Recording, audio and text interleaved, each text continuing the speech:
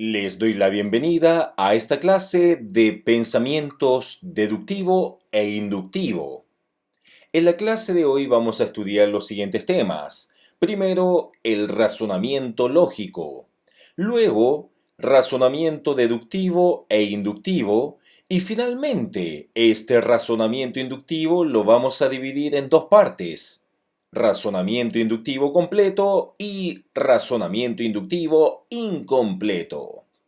Comencemos. ¿Qué es el razonamiento lógico? Recordemos que el razonamiento lógico se refiere al uso de entendimiento para pasar de unas proposiciones a otras partiendo de lo ya conocido o de lo que creemos conocer a lo desconocido o menos conocido. Existen varios tipos de razonamiento, pero los más importantes y que vamos a estudiar hoy día son los razonamientos inductivo y deductivo. A pesar de la disparidad de opiniones en torno a la definición del razonamiento, en lo que respecta a los tipos de razonamientos, hay un mayor acuerdo entre los teóricos. Hay dos tipos de razonamiento importantes, el inductivo y el deductivo. El razonamiento deductivo tradicionalmente se ha considerado que va de lo general a lo particular, tal como vemos en la pantalla. En cambio, en el caso del inductivo, va de lo particular a lo general. En el caso del razonamiento deductivo, se utiliza el concepto de validez para este tipo de razonamiento.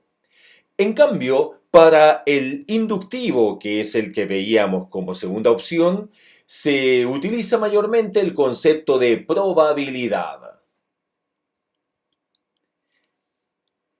En el razonamiento deductivo, un razonamiento es deductivo si la conclusión se sigue necesariamente de las premisas.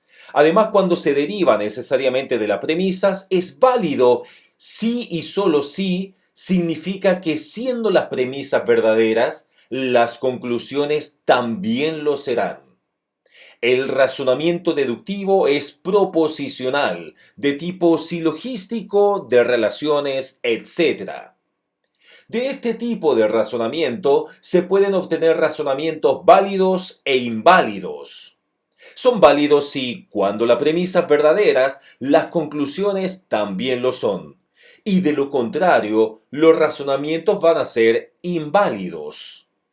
Un argumento es válido cuando es imposible que su conclusión sea falsa, siendo sus premisas verdaderas. Como por ejemplo, veamos. Primero, todos los artistas son banqueros. Segundo, podríamos decir que todos los banqueros son cantantes. Por lo tanto, la conclusión es que todos los artistas son cantantes. O sea que, dicho de otra manera, lo que se dice en la conclusión estaba ya en las dos premisas anteriores. Por lo tanto, no se incrementa la información semántica. Y esto es una característica de este razonamiento. La conclusión, que es la que vemos en el sector inferior izquierdo de la pantalla, ya estaba implícitamente en las premisas. Con este tipo de razonamiento no se crea conocimiento, mientras que en el razonamiento inductivo sí se crea conocimiento. Veamos ahora qué es el razonamiento inductivo. Este es una modalidad de razonamiento no deductivo que consiste en obtener conclusiones generales a partir de premisas que contienen datos particulares.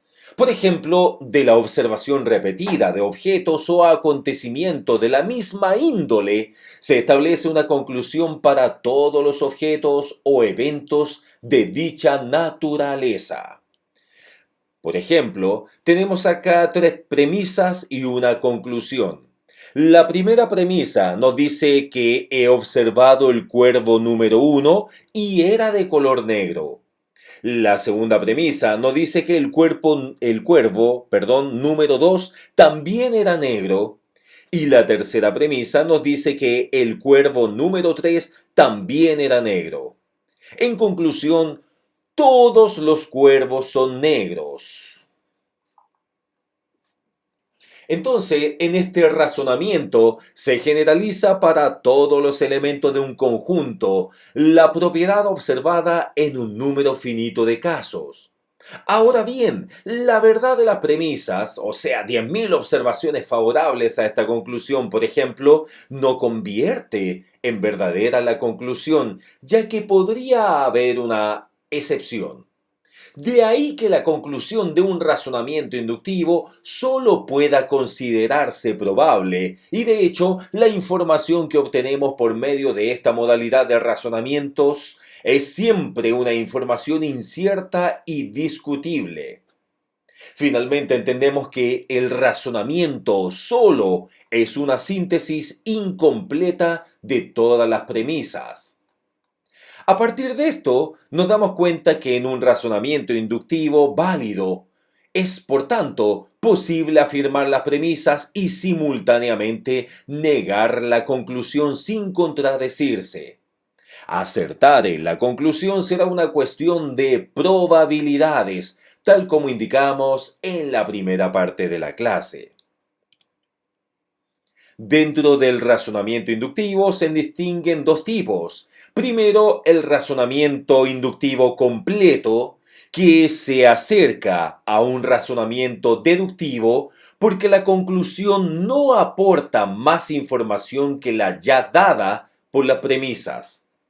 En él se estudian todos los individuos abarcados por la extensión del concepto tratado, como por ejemplo, podríamos indicar que Antonio y Francisca tienen 4 hijos: Javiera, Eduardo, José y Federico.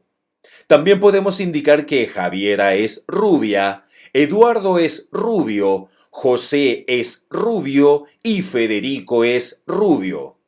En conclusión, indicamos que, por lo tanto, todos los hijos de Antonio y Francisca son rubios, y de hecho estaba en forma explícita en estas premisas.